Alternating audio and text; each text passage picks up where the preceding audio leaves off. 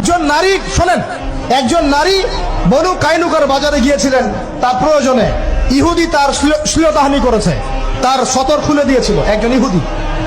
এটা দেখে একজন মুসলিম ভাই সেখানে থাকতে না পারে ওই ইহুদির গর্দান নামিয়ে দেয়। এই ইস্যুকে কেন্দ্র করে ইহুদিরা মিলে ওই ভাইকে শহীদ করে। তখন ওই বাজারে ওই ভাই ছাড়া আর কেউ ছিল না, একজনই ভাই ছিল। এরপর এই মামলা আসলো নবীর দরবারে সাল্লাল্লাহু আলাইহি ওয়াসাল্লাম। এটা মদিনার ঘটনা। নবী সাল্লাল্লাহু আলাইহি ওয়াসাল্লাম ওই সাহাবীকে তো দোষারোপ করেনই নাই, ওই সাহাবীকে দোষারোপ করেন নাই, বরং নিজে বর্ম পরে অন্য সাহাবীদেরকে বলেছেন তোমরা বের হও, আমরা বনু কাইনুকা আক্রমণ করব, ওকে এখান থেকে বের করে দেব।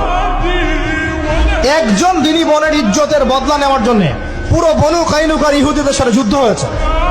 আর আমাদের বোনরা স্বেচ্ছায় ইজ্জত বিলি দিচ্ছ তোমরা হচ্ছে মাটির তলে চলে যাও।